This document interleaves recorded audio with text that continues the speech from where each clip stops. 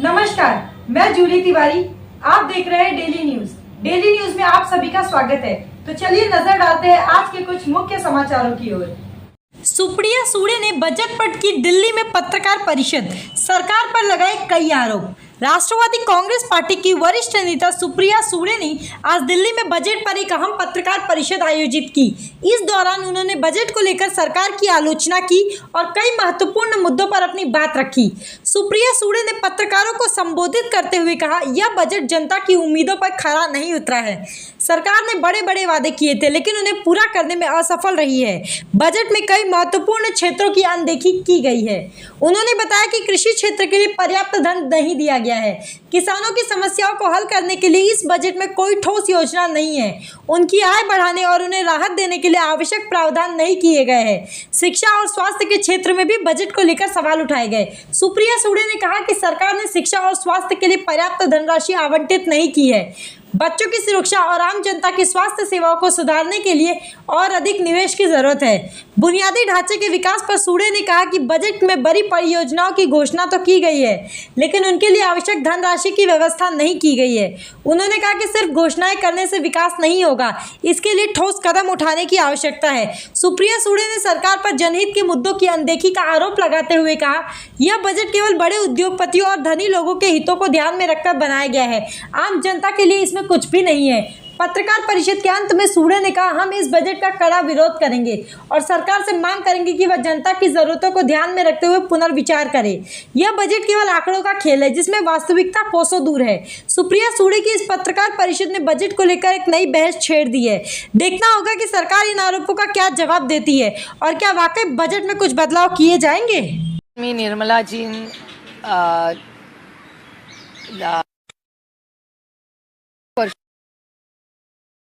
Budget करते अर्थातच त्या बजेट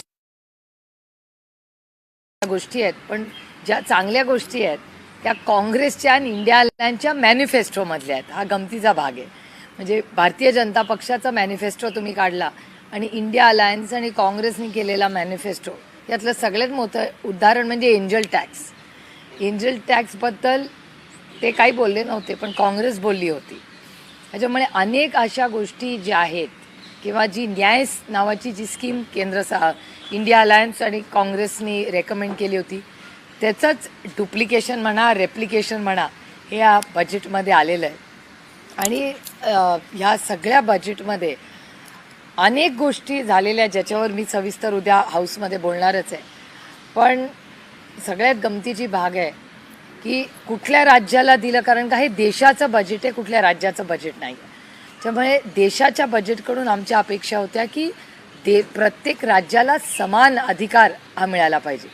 त्यामुळे आंध्र प्रदेश आणि बिहारला देण्याचं अजिबात दुःख नाही, तर त्यांचा प्रत्येक राज्याचा अधिकार आहे. पण महाराष्ट्रावर अन्याय काय, म्हणजे गमतीने खरं तर मला असं विचार आला की लाडकी बिहार, लाडकी आंध्र प्रदेश, फक्त परका महाराष्ट्र का, हा मला प्रश्न विचारायचा आहे या सरकार. महाराष्ट्राबद्दल या बजेटमध्ये अजूनही नेत्यांना उमगत नाहीये. काय झालंय, भाजपच्या शिवसेनेच्या नेत्यांना प्रतिक्रिया विचारलं तर ते अजूनही अभ्यास करतात. काय नक्की झालंय अजून? रेल्वेची तर प्रेस नोट पण नाही. नाही, जे त्यांनी वाचलं, म्हणजे आम्ही लक्ष देऊन कान देऊन सगळ्या नोट्स करत होत्या, त्यामुळे माझं उद्याचं भाषण पण तयार आहे त्यांचं हे ऐकलं. त्याच्यामुळे अजून अभ्यास इमिजिएटली जो आम्ही आत्ता जे बोलतोय ते साधारणपणे जे मोठा ऐकण्याला, म्हणजे आंध्र प्रदेश आणि बिहार या दोघांनाही जे काय दिलं त्याचं अजिबात दुःख नाही, त्याचं स्वागतच करा. पण हे देशाचं बजेट आहे, दोन राज्यांचं बजेट नाही. म्हणजे खुर्ची वाचवण्यासाठी आणि सत्ता टिकवण्यासाठी किती गोष्टी आहेत. म्हणजे मी तुम्हाला एक उदाहरण देते आंध्र प्रदेशचं. आता ज्या नायडूजींनी ह्याच गोष्टी 14मध्ये मागितल्या होत्या, तेव्हा या सरकारने दिल्या नाही, त्या बरोबर आत्ता दिल्या त्यांनी. म्हणजे ह्याच गोष्टी ते 8-10 वर्ष टू लिटल टू लेट. म्हणजे जेव्हा ह्याचं क्रेडिट खरं तर जे आंध्र प्रदेश आणि बिहारला मिळालं ना, ह्याचं क्रेडिट भारताच्या मायबाप जनतेनी किती वर्ष, जेव्हा 300 होते तेव्हा हीच चंद्राबाबूंची मागणी होती. तेव्हा भारतीय जनता पक्षाला वाटलं नाही की आंध्र प्रदेशची मदत करावी, बिहारची मदत करावी. जेव्हा 300वरनं 240वर आले तेव्हा त्यांना ही राज्य दिसायला लागली आणि प्रश्न समजायला लागले. ताई थोडक्यात असं म्हणायचं की मोदी सरकार आता चुकायला लागलंय किंवा मित्र पक्षांचं सलगी करायला लागले, या अगोदर ना झुकेगा असं टाईपचं त्यांचं वर्तन असायचं. एकतर आधी ते मोदी सरकार होतं, आता ते NDA सरकार झालेलं आहे. पण त्या NDA मध्ये बरेच मित्रपक्ष आहेत. आता महाराष्ट्रातले पण 2 गट आहेत ना, तिथे 2 आहेत ना, त्यांनाही आपण विचारलं पाहिजे. माझी भेट नाही झाली दुर्दैवानी त्यांच्या खासदारांची.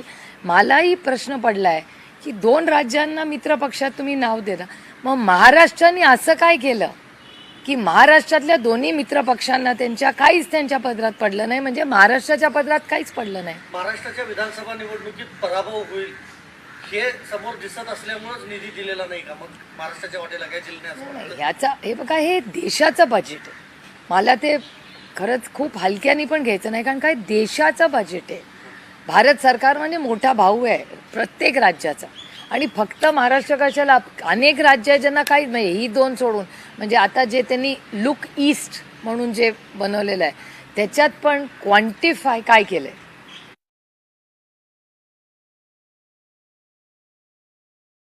नुसतं असं म्हणून चालणार नाही. म्हणजे मी पुन्हा सांगते, आपली लाडकी बिहार, आपलं लाडकं आंध्र प्रदेश, महाराष्ट्र फक्त परका आणि बाकी राज्य परके. काही एक प्रश्न असा आहे की सर्वसामान्य नागरिकांना एक अपेक्षा होती की इन्कम टॅक्स मध्ये कदाचित सूट मिळेल, कारण एका बाजूला महागाई वाढते, दुसऱ्या बाजूला तोच टॅक्स पेअर पण आहे. तर जो सर्वसामान्य टॅक्स पेअर आहे, किंबहुना एक प्रकारे जो सरकारची देशाची तिजोरी भरणारा सर्वसामान्य नागरिक आहे, त्याच्या अपेक्षा भंग झालेल्या आहे असं तुम्हाला वाटतं? काहीच टॅक्स रिफॉर्म्स नाही आहेत, काहीच नाही. फक्त फॉरेन कंपनीचा कॉर्पोरेट टॅक्स जो 30 होता तो 25% आलाय. एंजल टॅक्स कमी केला. हे सोडून ज्या काँग्रेसच्याच कमिटमेंट्स होत्या ना, त्याच्यामुळे नवीन इनोव्हेटिव्ह काहीच नाही आहे या बजेटमध्ये. ताई, कृषी क्षेत्रातला 2019-20चा जर वाटा बघितला तर साधारण 5.5% होता. आता जर पाहिलं तर 3%वरती येऊन पोहोचला. अशाला 2% बजेट कमी आहे. मी तुम्हाला आणखीन एक उदाहरण देते. त्या बोलताना काय म्हणल्या बजेटमध्ये,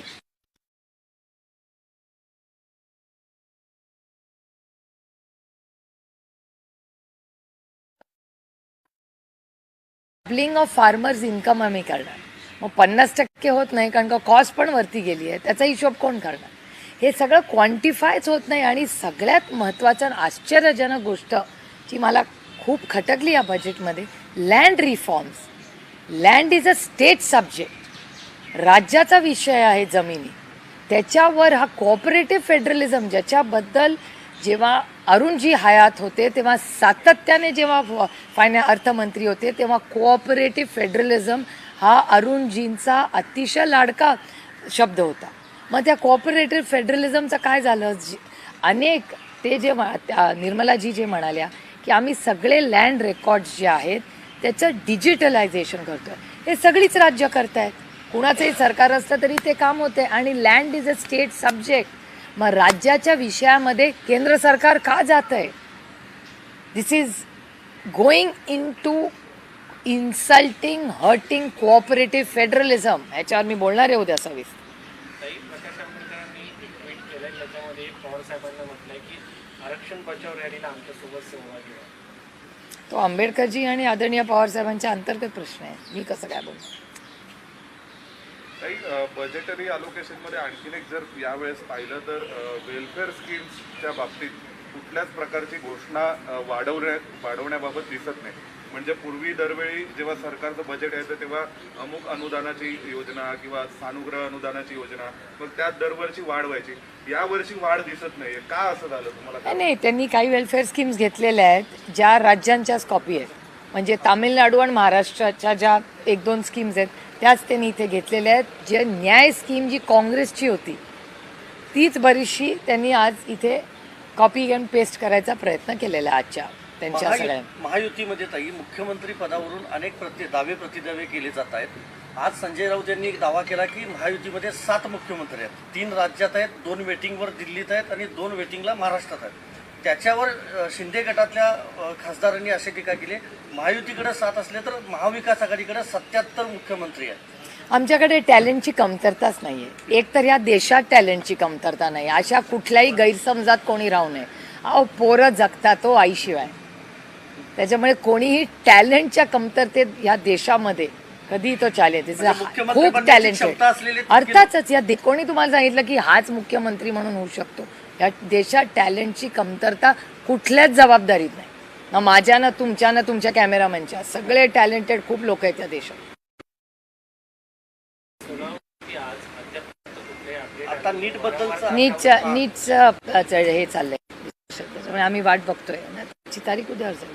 ससून रुग्णालयात देवेंद्र फडणवीस म्हणतात हा जो अर्थसंकल्प आहे हा देशवासियांचा आशा आकांक्षा अपेक्षेची पूर्तता करणारा मजबूत विकसित भारताची पायाभरणी करणारा अर्थसंकल्प आहे. त्यांच्या टीमनी ड्राफ्ट करून दिला असेल, त्यांना त्यांनी लिहिलंय. काय बिचारे करतील? किंवा दिल्लीवरनं सगळ्यांना एन ब्लॉक त्यांची पाठवतात आणि सांगतात ट्विट करा आणि रिट्विट करा. त्यामुळे मला काय आश्चर्य वाटत नाही. एका लोकशाहीमध्ये त्यांना पण त्यांच्या पक्षाची बाजू घ्यायलाच पाहिजे ना. ते थोडी म्हणणार आहेत की आंध्राला आणि बिहारला जास्त दिलं आणि आपल्याला कमी दिलं. कसं बोलणार हो? त्याच्यात देवेंद्रजींची काय चूक? ससून मधला एक भोंगळ कारभार समोर आलाय. आणखीन एक हा, व्हायला आणखी, पाहिजे. तिथले डॉक्टर जे आहेत ते बेवारस रुग्णांच्यावर उपचार करून रात्रीच्या वेळा त्यांना निर्जन स्थळी सोडून येत असल्याचा एक व्हिडिओ समोर आलेला आहे. ससून आणि महाराष्ट्र सरकार म्हणजे ड्रग्ज असू दे किंवा तुम्ही जे आत्ता बोलताय ते असू दे, हे महाराष्ट्राचं ट्रिपल इंजिनचा खोक्याचं जे सरकार आहे हे कम्प्लिटली नॉन सिरियस आहे. त्यांना फक्त इन्फ्रास्ट्रक्चर प्रोजेक्ट्स आणि कॉन्ट्रॅक्ट्समध्येच इंटरेस्ट असतो. सर्वसामान्य मायबाप जनतेची सेवा करण्यासाठी त्यांना अजिबात वेळ नाही किंवा त्याच्यात इंटरेस्ट पण नाही. आणि तुम्हाला माहिती आहे म्हणजे आजकाल जे राज्यात होत नाही ते आमच्या पुणे जिल्ह्यात होतं अखंड. म्हणजे मला इतक्या वेदना होतात की ज्या भागातून आम्ही ज्या आपल्या महाराष्ट्राला एक आदर्श राज्य म्हणून देश बघतो त्याच्यात पुणं म्हणजे शिक्षणाचं माहेरघर. सगळ्यात जास्त क्राईम पुण्यामध्ये, ॲक्सिडेंट्स पुण्यामध्ये, ससूनच्या सगळे घोटाळे पुण्यामध्ये, सगळं पुण्यातच कसं काय होतं? हे दुर्दैव आहे की पुण्याचं इतकं चांगलं नाव एक सुसंस्कृत शहर म्हणून त्याच्या पूर्ण गेल्या काही महिन्यांमध्ये अतिशय वाईट घटना घडत आहेत पुण्यामध्ये. तानाजी सावंतचा एक आणखी एक घोटाळा समोर आलाय. ज्या ठिकाणी सरकारी सुरक्षा रक्षक होते त्या ठिकाणी स्वतःचे खाजगी कॉन्ट्रॅक्टर भरले. त्याच्यामध्ये काही शेकडो कोटींचा घोटाळा आहे. या अगोदर धरण खेकड्याने फोडलं असं सांगितलं होतं. आता हा नवीन घोटाळा. मला काय आश्चर्य वाटत नाही हो. हे म्हणजे मी सगळ्या डॉक्टरांची हात जोडून माफी मागून हे म्हणते की हे MBBS सरकार, MBBS आहे हे सरकार म्हणजे. चला थँक्यू. हिंदी में बताइए कहा एक रिएक्शन आपका बजट को लेकर. हमने देखा कि कहीं पे भी किसानों को लेकर या एक कॉमन मैन के लिए कहीं पे कोई बड़ा ऐसा सिनेरियो दिखा नहीं और सिर्फ जो बजट में दिखाई दिया वो है बिहार और आंध्र प्रदेश. आप किस तरह से इस बजट को देखते हैं? फर्स्ट रिएक्शन आपके सवाल में ही मेरा जवाब है. आप देख रहे हैं कि ये देश का बजट है, हर राज्य को न्याय मिलना चाहिए. आंध्र और बिहार को जो मिल रहा है हमको आनंद है, उनको भी मिले, कोई दिक्कत नहीं है उसमें.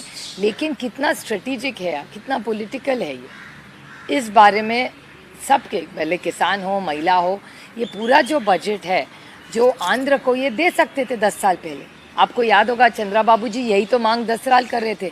लेकिन तब बीजेपी का नंबर क्या था?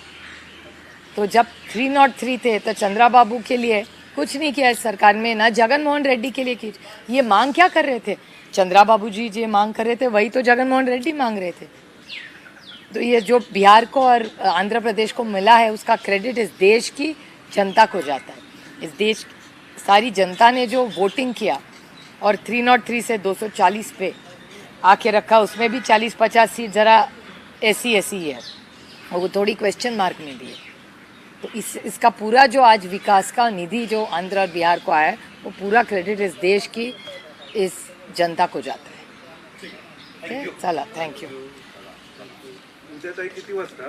काय माहिती 12ला डिबेट सुरू होईल त्याच्यानंतर. एकदा फक्त आधी जर म्हणजे तसं आमचं लक्षात आलं नाही लाईव्ह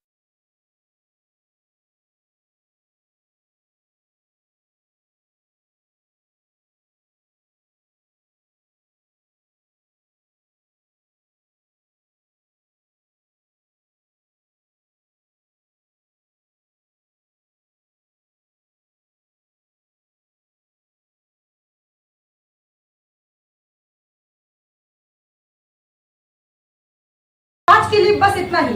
कल फिर मिलेंगे इसी वक्त इसी चैनल पर। तब तक के लिए मुझे दीजिए इजाजत। धन्यवाद। हमारे चैनल को सब्सक्राइब करें और बेल आइकन दबाना ना भूलें ताकि हमारी खबरें सबसे पहले आप तक पहुंचे।